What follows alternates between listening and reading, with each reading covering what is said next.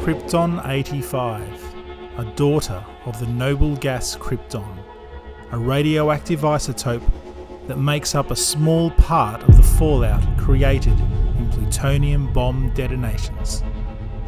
But this little isotope tells a big story and gives away secrets if one knows where to look.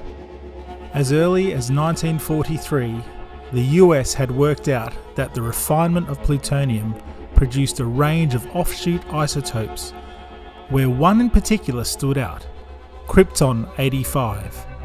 Unlike the other isotopes, Krypton-85 was inert and had a half-life of 10 years. As it was also a gas, it was discovered that traces of Krypton-85 would be whipped up into the Earth's atmosphere and stay whirling around the globe for decades. If you stop and think about this, then you can see why this was so useful. The amount of Krypton-85 measured in the Earth's atmosphere could tell you the amount of plutonium being produced in the world. By 1960, only a handful of countries produced weapons-grade plutonium: the US, Canada, the UK, and the USSR. And that's a problem. Given that Russia and the US had become bitter adversaries after World War II, there was no way the Russians were going to divulge how much plutonium they were producing to make the bombs. So, the US had to resort to espionage tactics. Thankfully, due to the advances in jet propulsion and aeronautics, the US had a new aircraft that could fly higher and longer than any other aircraft yet built. While it was always useful to have spies on the ground, if you could do spying from a distance, a safe distance, then information could be gathered more covertly than ever before. In 1956, the Lockheed Utility-2, or the U-2 Dragonfly, enters service for the US Air Force and the CIA, a top-secret reconnaissance aircraft that has a 30+ metre wingspan. It performs more like a glider, which makes it very effective for long distance and very high altitude flying. Although a challenge to fly and land, the U-2 outperforms all other high altitude aircraft of that time. The U-2 could fly over 70,000 feet into the atmosphere to where the curvature of the Earth becomes very noticeable. This super glider could do it all: deploy at short notice, use jet power to get to extreme heights, take cool pics of the enemy and her stuff that they think is hidden, not be heard or seen, well, except by radar. But that led to the development of the SR-71 Blackbird and other stealth aircraft. The U-2 could be airborne for days if needed, and return for another go. And the CIA, well, shh, it doesn't want you to know about it. Or the Russians. The U-2 aircraft is pretty good, and we can do more than just pictures. We can modify it and put atmospheric testing and sampling instruments on it. This bad boy can see if the Russians are polluting the atmosphere with fallout from their nuclear tests that we know they're conducting. Time to find out what the Russians are testing and with how much they have. Let's test for radioactive particles, but we'll just say it's a measly weather observing exercise and routine analysis of the atmosphere, which is kind of true. Nothing to get all fidgety about. Australia. Beautiful day, but right now there could be a U-2 spy plane looking directly at me. I wouldn't even know it. You just wouldn't even know it. I know you're out there. So the US had done all the math. For every kilogram of plutonium detonated, there was going to be a finite amount of Krypton-85 released into the atmosphere.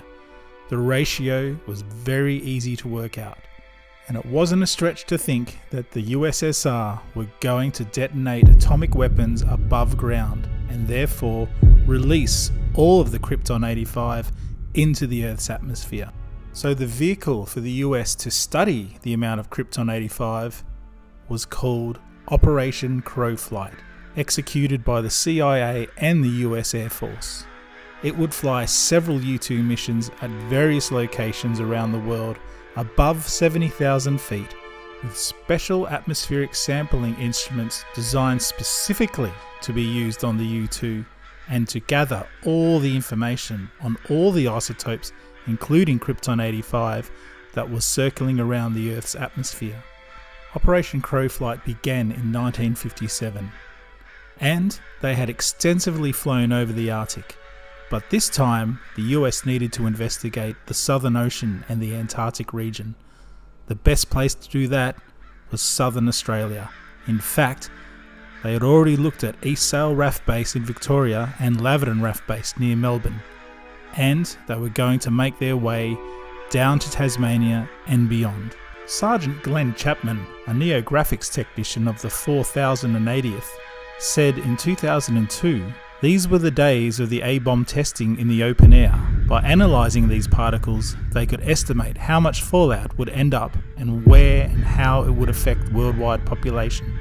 The U-2 at the time was the only object on Earth that had the capability to be fully controllable in gathering these extremely microscopic bits of plutonium fallout that was gradually dropping to the Earth and needed to be evaluated and to measure the amount of waste that had actually reached the face of the Earth. With the information provided from the US about the high altitude sampling program, the Australian government then allowed the U-2s to operate from Australian shores.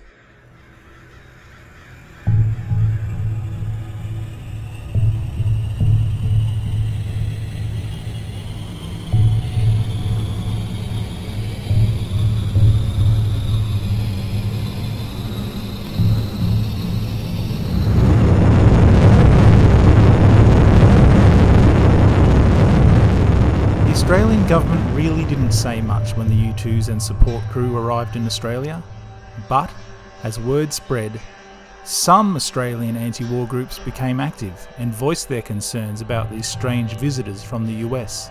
One group in particular, the Victorian Peace Council, called for protests, fearing that the US were building up in Australia to start a nuclear testing program in Maralinga, South Australia, which the British were already in full swing.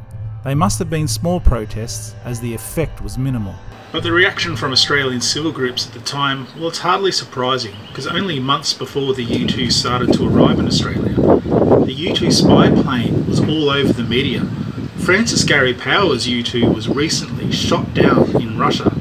Now, maybe it had nothing to do with it, but maybe it did. U-2 spy planes coming to Australia after that incident? Perhaps there was Russian activity going on. Who knows? The government did eventually release statements to the Australian public saying that the visiting U-2 aircraft were here merely to conduct a series of upper atmospheric analysis studies, and that the US had no interest in expanding her military footprint on Australian soil. This was partially true.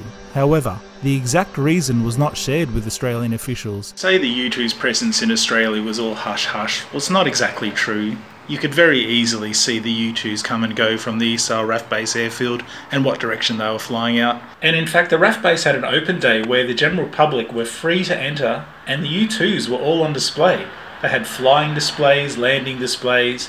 The general public, if you were lucky, could even have a seat in one of the cockpits and have a look around. And for the open day itself, one of the U-2s even had City of Sail painted on its fuselage. Photographs were allowed to be taken. Not very secret at all when you think about it.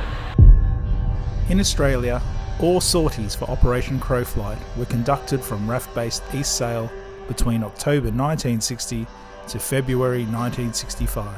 However, this was not the end of U-2s operating out of Australia. Other operations included Operation Highcat, which was collecting data on high altitude air turbulence, which the U-2 was perfectly suited.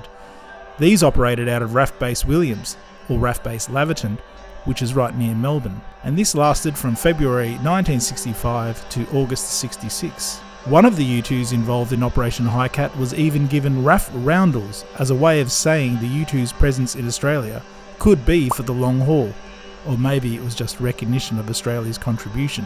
Darwin and Townsville also hosted the U-2 in 1987 and 1993 respectively. To our knowledge, the U-2 hasn't been in the Antipodes since 1993. For all we know at the moment, there were 15 official visits of U-2s in Australia for various operations and various missions. And although the U-2's presence in Australia was fairly well known, there were some occasions where the U-2 was mistaken for a UFO and reported as such.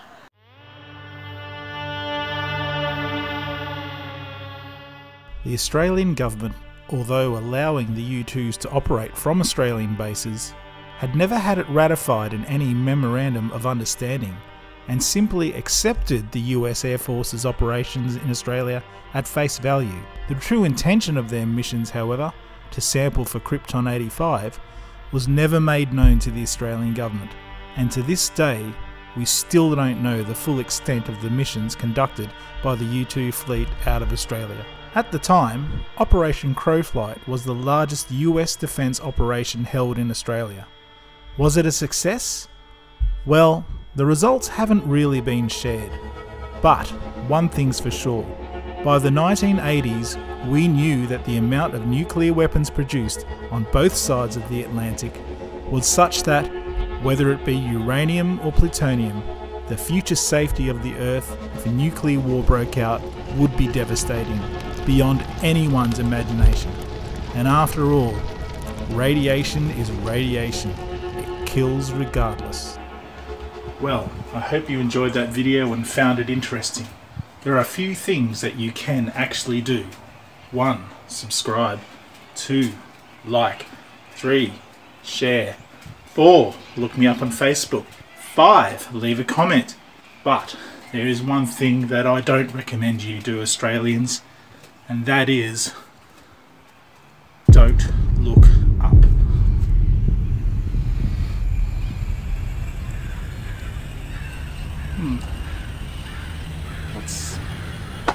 What's that? Does anyone know what that is?